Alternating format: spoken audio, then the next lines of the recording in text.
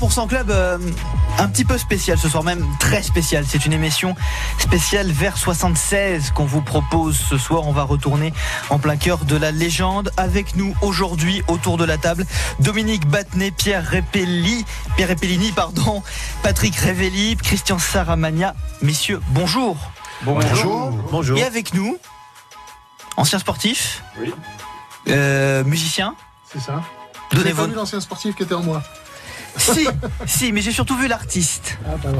Je vais vous demander de vous présenter pour commencer en quelques lignes, parce qu'on va écouter une chanson que vous avez fait conjointement avec Julien Frobert. Présentez-vous.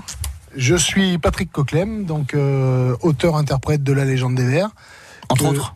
Pardon. Entre autres. Oui, entre autres, oui. Et donc j'ai créé avec mon acolyte à ma droite, qui est Julien Frobert.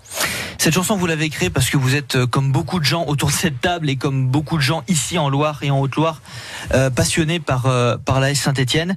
Messieurs, je vais vous poser une question à vous toutes et tous. Vous êtes venus, vous avez joué ici. Vous avez forcément aimé plus que d'autres ce club.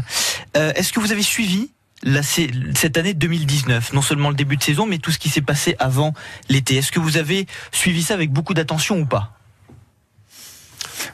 Disons que en ce qui me concerne, donc c'est Patrick Révelli qui parle, mais en ce qui me concerne, moi j'habite Saint-Étienne. Donc vous l'avez suivi de très près. Donc je le suis de très près. J'ai vu le départ de Printemps, l'arrivée de Claude Puel et de Jackie Bonnevet. La différence, c'est que Jackie Bonnevet, on a joué 4 ans ensemble à Sochaux, donc c'est pour ça que je suis un peu plus l'actualité stéphanoise aujourd'hui. Messieurs, votre bilan de l'année 2020. On a demandé ça à tous les gens qui sont intervenus dans l'émission depuis le début de l'année. 2020.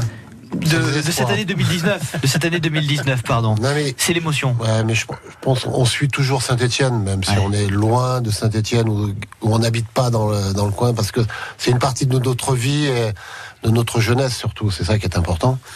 Donc on suit toujours les résultats de Saint-Étienne. Et on voit les difficultés qu'ils ont eues, et puis une fin de première partie de saison un peu difficile. Mais on est toujours attaché à ce club parce que c'est un club où on s'est rencontrés tous et où on continue à se voir. C'est ça qui est très important. Donc voilà, et c'est quand même un club qui nous tient à cœur.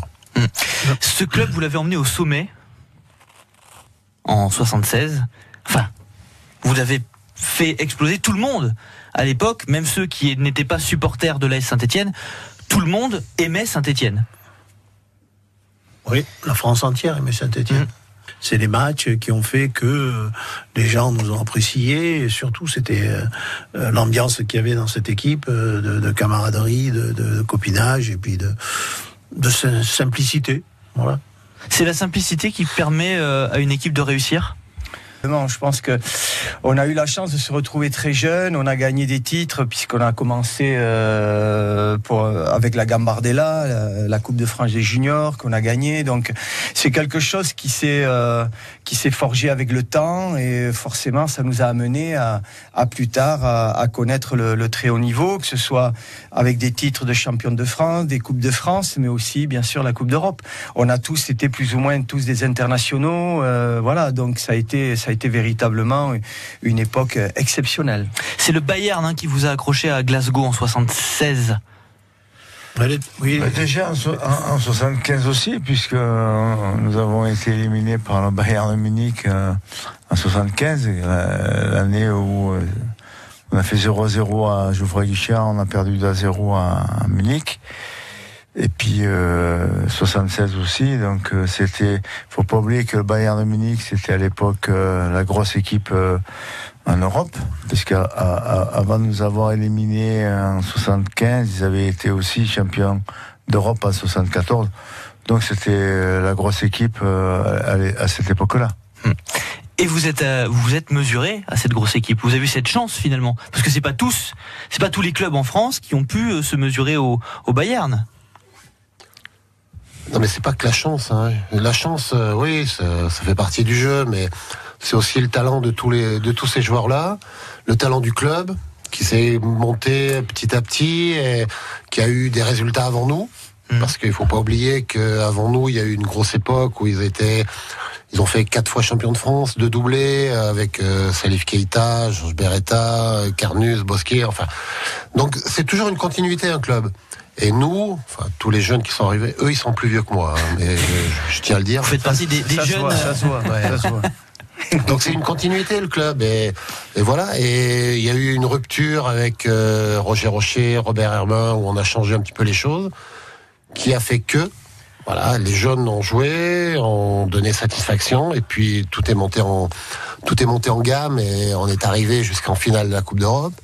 Et c'est vrai que la France entière s'est reconnue entre nous, parce que à travers nous, parce que Saint-Étienne, ça véhicule des valeurs, et ces valeurs-là, elles sont importantes. Elles étaient importantes, je ne sais pas si elles le sont toujours, de solidarité, de labeur, de sueur, de volonté, parce que c'est une ville minière. Ouais. Donc voilà, et les chansons du disque de la légende des Verts, eh bien ça retrace un petit peu tout ce qu'ont vécu les Stéphanois, à travers les mines, à travers le football. C'est tout un ensemble, et c'est ça qui est bien. Justement, les chansons.